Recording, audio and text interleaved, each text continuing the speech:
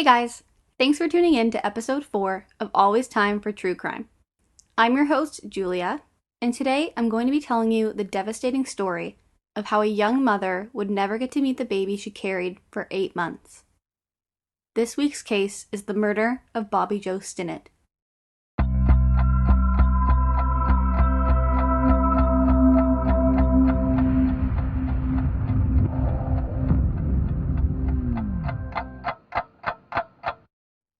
Bobbie Jo Stinnett was born in December 1981 in Skidmore, Missouri. Skidmore is a small town of approximately 300 people, about 100 miles or 160 kilometers outside of Kansas City. With a town of only 300 people, their crime rate's relatively low. But the few crimes they have had in the past have been horrific and generated lots of conversation. It all started back just months before Bobbie Jo was born in 1981, with the murder of Ken McElroy. Ken was known as the town bully. He had charges of child molestation, rape, statutory rape, theft, arson, and more against him.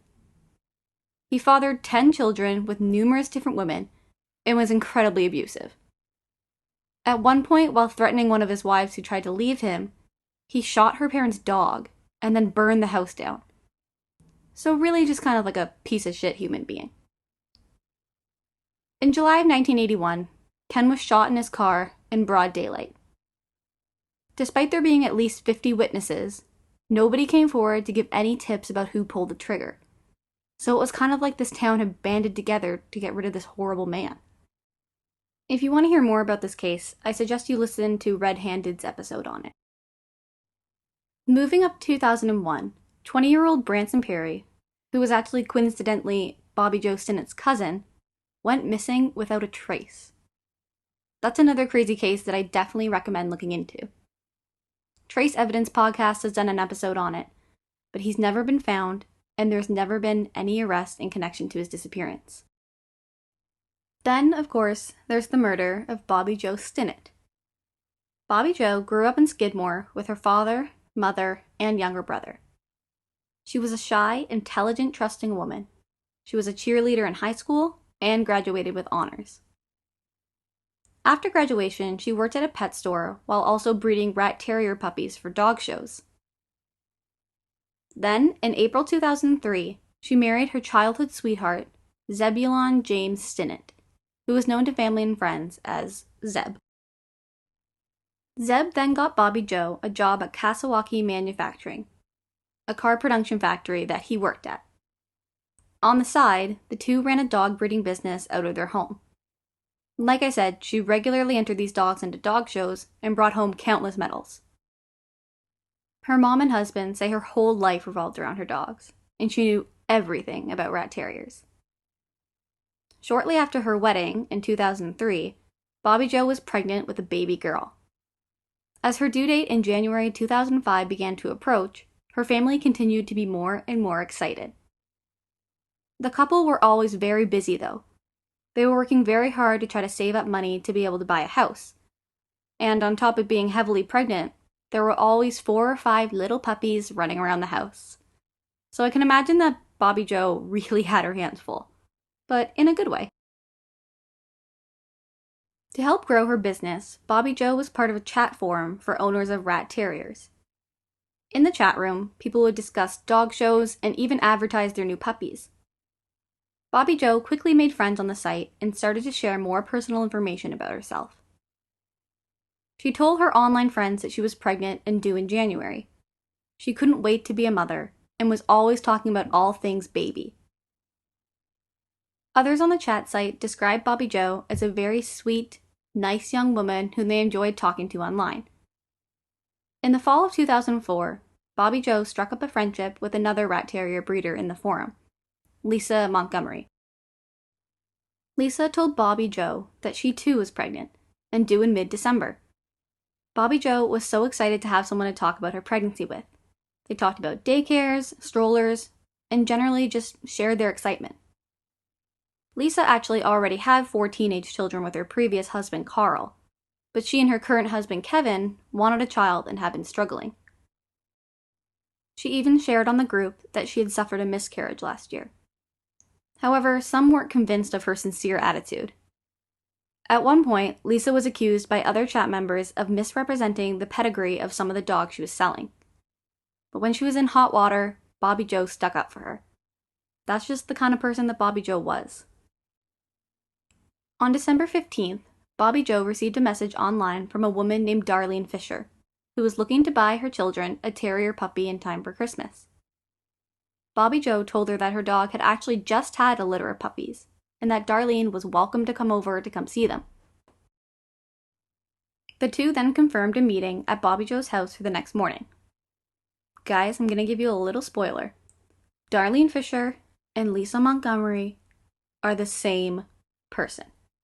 I know, none of us saw that coming. So, the morning of December 16th was a typical one for the Stinnetts.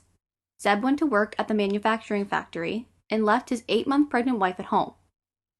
Bobbie Jo had planned to meet Darlene Fisher to potentially sell her a puppy, before then picking up her mom, Becky, to take her to an auto shop to have her car fixed. Just after 2 p.m., Bobbie Jo and her mom were talking on the phone when a red truck pulled into the driveway. Bobbie Jo told her mom the lady was here, so she had to go, but she would pick her up in about an hour. But Bobbie Jo never showed up. After waiting a bit, Becky decided to walk over to Bobbie Jo's and see what was going on. When she let herself into the house, she was met with a sickening and gruesome scene. Her 23-year-old daughter lay on the floor in a pool of blood. According to Becky, it looked as though Bobbie Jo's stomach had exploded. But this was no accident. After Bobbie Jo had hung up the phone, she opened the door for who she thought was Darlene Fisher. Lisa Montgomery immediately pushed through and was able to overtake Bobbie Jo pretty easily, as she was 8 months pregnant. And this part's pretty gruesome, guys, so I just want to give you a warning. Lisa had brought a cord with her, which she used to strangle the expectant mother. When Bobbie Jo fell unconscious, Lisa took out a large kitchen knife and cut open Bobbie Jo to steal her unborn child. The most gruesome part of this story is that Bobbie Jo was not actually dead when Lisa cut into her. Upon being stabbed, Bobbie Jo had woken up. Now, not only was she struggling for her own life, but she was also trying to protect her baby girl. Lisa wrapped the baby in a blanket and drove away, leaving Bobbie Jo to bleed to death on her own living room floor. When paramedics arrived at Bobbie Jo's side, they quickly realized the umbilical cord had been cut and that her baby was gone. They then let police know that they weren't only dealing with a homicide, but also possibly with a kidnapping. Despite being 8 months pregnant and being brutally mutilated, Bobbie Jo had fought back best she could, as there was a chunk of light brown hair, later determined to be Lisa's, clenched in her fist.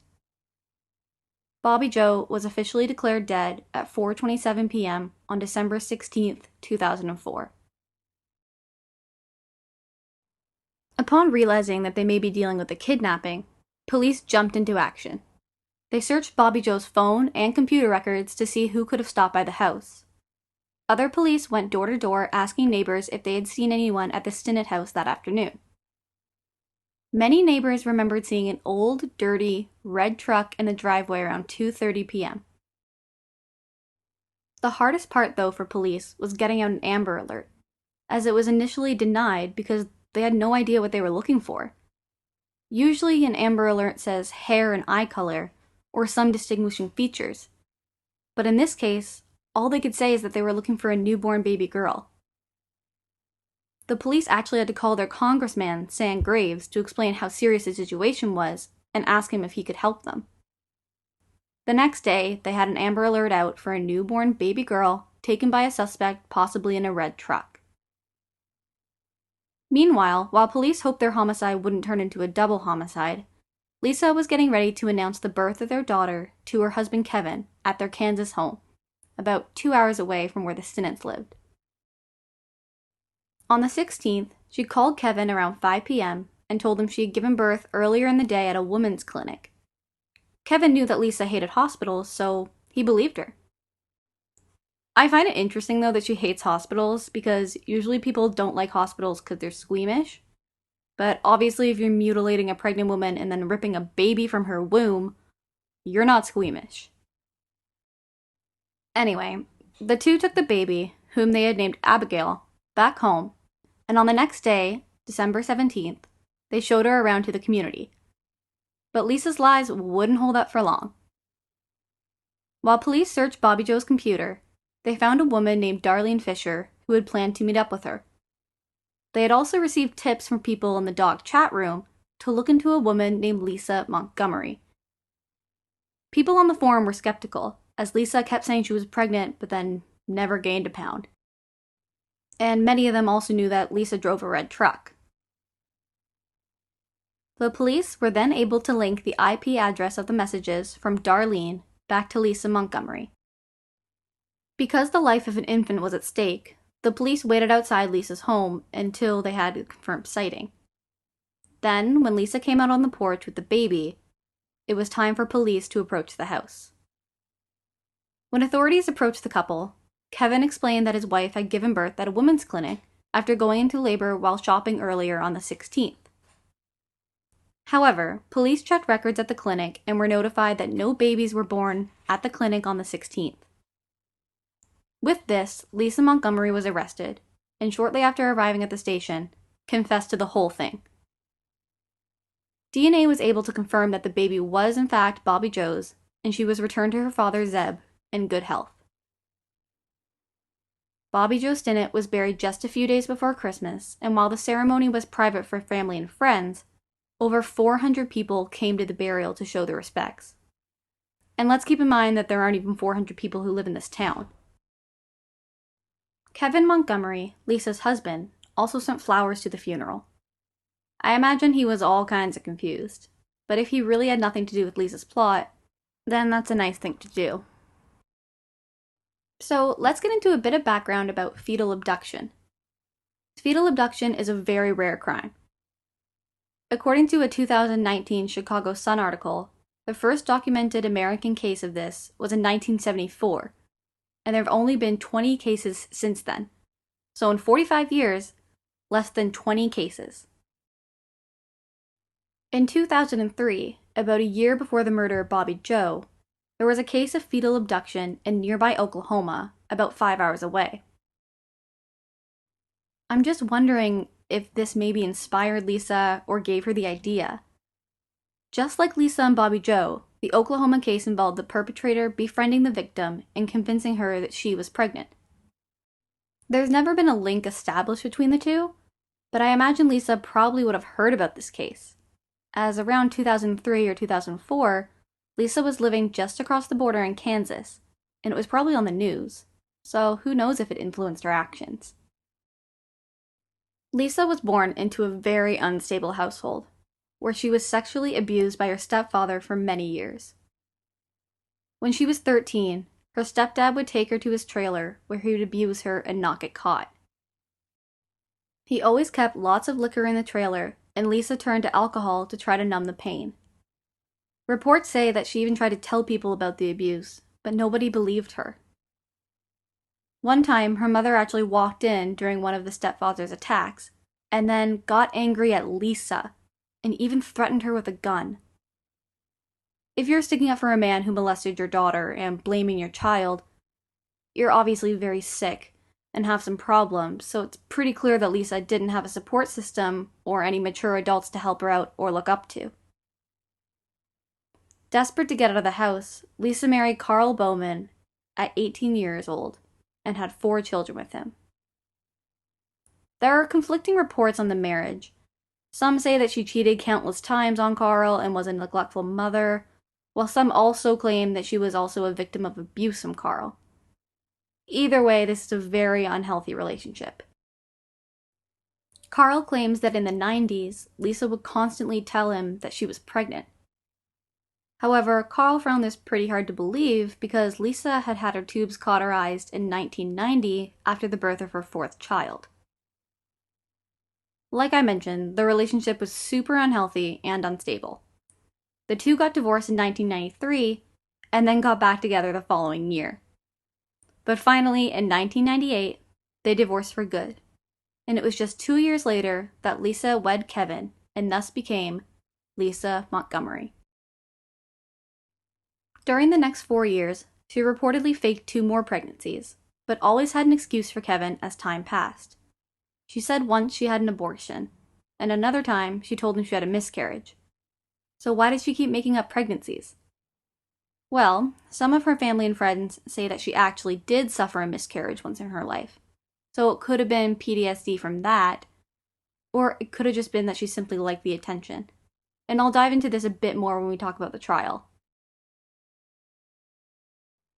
In the early 2000s, remember the murder took place in 2004, Lisa and Carl were in an intense custody battle for their youngest 2 teenagers.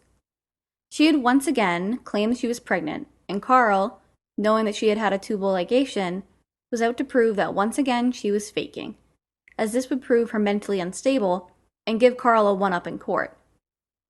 She also wasn't gaining weight, and she was telling people that she was in her 3rd trimester, so people were definitely getting suspicious. Her husband Kevin, however, apparently had no doubts. Relatives had told him about the tubal ligation, but Kevin never told anyone until later that he actually didn't know what that term meant. Like, dude, just do a quick Google search. But Lisa had staged ultrasounds, she'd bought baby stuff. She even got her kids and husband to feel her stomach when she said the baby was kicking. I feel really bad that Kevin was manipulated into this, but I'm also kind of laughing just imagining Lisa eating like a big burrito and then being like, "Oh, the baby is kicking, come feel this." Anyway, I get Kevin believed the ultrasounds and stuff, but he didn't find it weird that he never went to a doctor's appointment with her? Also, if your wife gives birth, wouldn't she stay in the clinic to recover? Lisa literally called him and told her to pick her up in a Long John Silver's parking lot with their brand new baby. Didn't think that was a little fishy, Kevin? Kevin has always maintained that he had no role in the homicide and kidnapping. And I believe him, but I'm also still shocked as to how he didn't catch on. But I guess that just goes to show how good of a manipulator Lisa really was.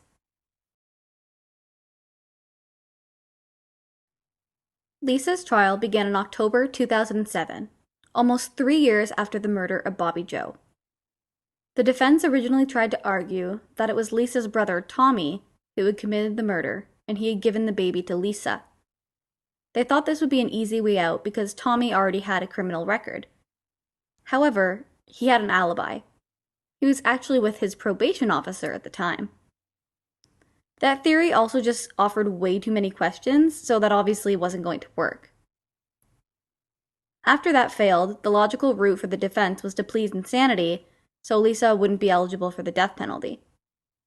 After all, she had confessed, her hair was at the crime scene, and she had had the baby in her possession. I'd say all of that is pretty incriminating. The defense argued that Lisa suffered from pseudocyesis, a very sad behavioral health condition in which a woman truthfully believes that she is pregnant. Sometimes pseudocyesis can even give a woman physical symptoms, such as weight gain and morning sickness, which only further convinces the woman she's expecting. They claim that because she suffered from this condition, she had become delusional and didn't know what she was doing when killing Bobbie Jo. A doctor testified for the defense, saying that it was possible she could commit this crime if she suffered from pseudocyesis, and that she did present the symptoms of such. Prosecution, on the other hand, said they had never heard of such an outrageous claim. They believed that evidence of the faked ultrasounds pointed towards the fact that she knew what she was doing. A person who thinks she is pregnant wouldn't have to stage things like that. They were also able to prove that this crime was premeditated, as Lisa had brought a rope, a knife, and a home birthing kit with her when seeing Bobbie Jo. Her computer history also showed that she had previously watched videos on how to perform a C-section. On top of this evidence, the prosecution argued that the diagnosis of the defense didn't come from a scientific basis, which I guess makes sense. The expert said it was possible that she really thought she was pregnant, but it's pretty hard to prove whether she truly thought it or not. So on October 22, 2007, after 5 hours of deliberating, a jury of 6 men and 6 women found Lisa Montgomery guilty of federal kidnapping resulting in death. It was a federal crime because it occurred over state lines because she had taken the baby back to her house in Kansas. The next step was to ask the jury, did she deserve the death penalty? When the death penalty is on the table, according to the U.S. Supreme Court, the jury must make two separate decisions. One, whether or not the defendant is guilty, and two, whether or not they deserve the death penalty. So that makes it possible for a juror to think she's guilty, but also not want to have to pursue the death penalty. So basically, it's not like, oh, well, I don't think I believe in the death penalty, so I guess I have to declare her innocent. Basically, that's why they make them two separate decisions. Anyway, 4 days later, the jury decided to sentence her to death, and in April 2008, the judge agreed and formally sentenced Lisa Montgomery to death. Her appeals team argued that her defense lawyer didn't go into detail to the jury about the years of abuse she endured, but her conviction and sentence remained upheld. Some say because of her abusive past, she was just as much a victim as she was the perpetrator. What do you think? Should her horrific past have affected her sentencing? Or did she get what she deserved? Lisa Montgomery, now 52, is currently the only woman on federal death row. If she is actually executed, she'll be the third woman to ever be put to death for a federal crime. For now, she remains in the Federal Medical Center Carswell in Fort Worth, Texas, which is an all-female prison for inmates with medical or mental health needs. Zeb Stinnett is raising his daughter, Victoria Jo Stinnett, whom he calls Tori Jo.